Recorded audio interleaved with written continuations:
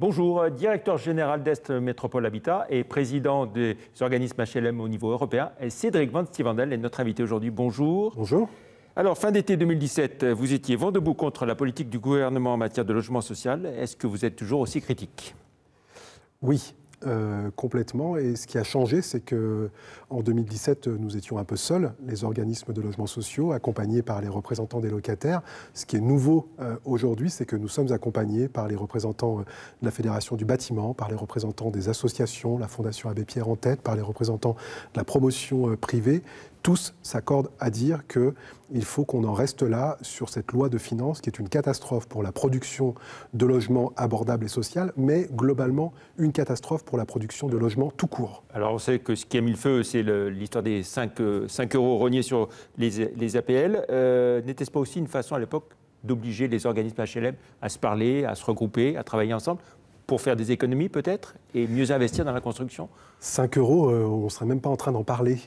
Il s'agit de 50 euros par mois et par logement qui a été demandé aux bailleurs en termes de diminution de loyer pour compenser la diminution de la baisse des APL.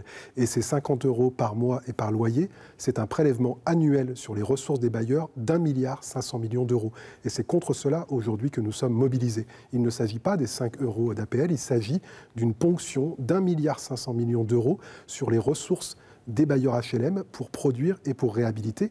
Ces ressources, on les obtient des loyers des locataires et c'est contre cela que nous nous mobilisons parce qu'en nous privant de ces ressources, on ne peut plus faire notre métier. Construire un logement abordable, et Dieu sait que des territoires comme celui de la métropole en ont besoin. David Kimmelfeld s'est exprimé dans la presse ce matin en annonçant la nécessité d'un plan d'urgence pour le logement.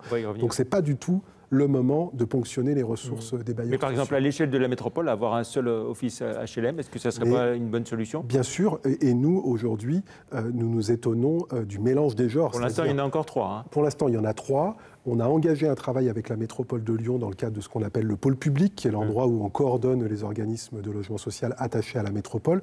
Et avant l'été, il y aura un certain nombre de scénarios qui seront présentés.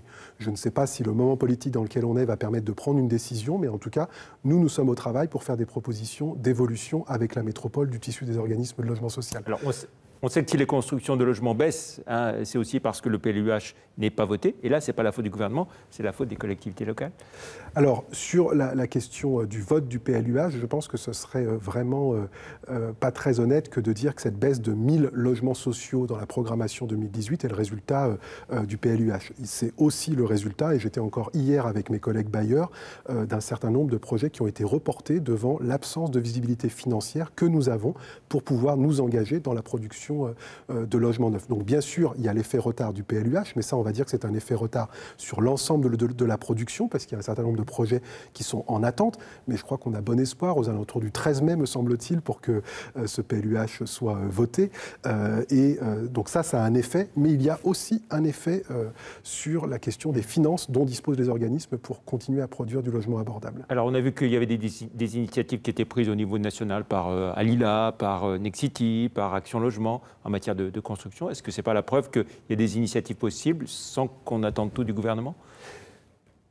Il n'y a aucune volonté de notre part d'attendre tout du gouvernement. Et d'ailleurs, dans les éléments de langage qu'il mobilise aujourd'hui, il y a une part de contre-vérité.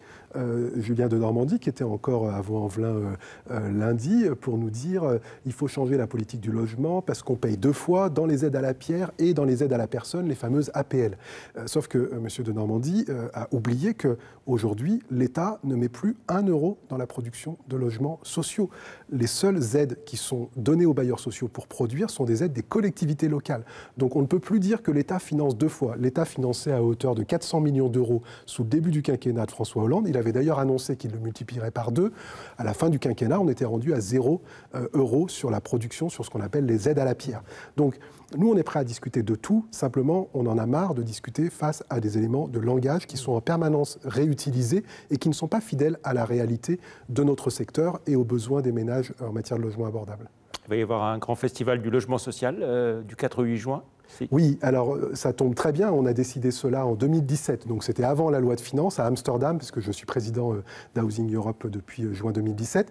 Le premier festival s'est tenu à Amsterdam, ils venaient de vivre 5 ans d'une politique gouvernementale très dure à l'encontre du logement social et ils avaient envie de donner à voir la modernité et l'utilité sociale de ce secteur. C'est ce que nous allons essayer de faire de nouveau à Lyon et j'ai presque envie de lancer une invitation ici en disant Monsieur de Normandie et puis Monsieur le Président de la République, parce que j'ai l'impression qu'il a quelque chose à régler avec nous. Venez voir la modernité, l'utilité de ce secteur. Venez vous laisser convaincre. En plus, venez à Lyon et sur cette métropole où on a beaucoup travaillé là-dessus. Pour finir, Cédric Mancini-Vandel, on vous prête aussi l'intention de vous présenter au municipal à Villeurbanne. Est-ce que vous confirmez être intéressé par la mairie de Villeurbanne ? J'ai été interrogé récemment dans la presse suite à une interview de Jean-Paul Brett qui me reconnaissait un certain nombre de compétences.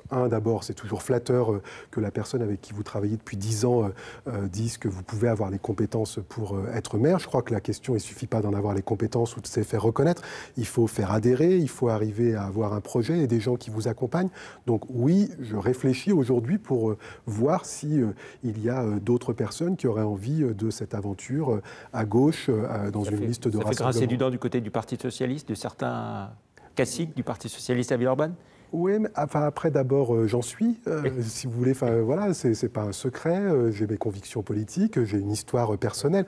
Donc ça fait grincer des dents, certainement que de toute façon, les questions de qui va s'engager, quel est le programme, ça fait toujours des débats. Mais aujourd'hui, moi, je ne vois pas de blocage majeur. Très bien. Merci beaucoup, Cédric Mancini-Vandel. On aura l'occasion d'en reparler, bien sûr. Merci, au revoir.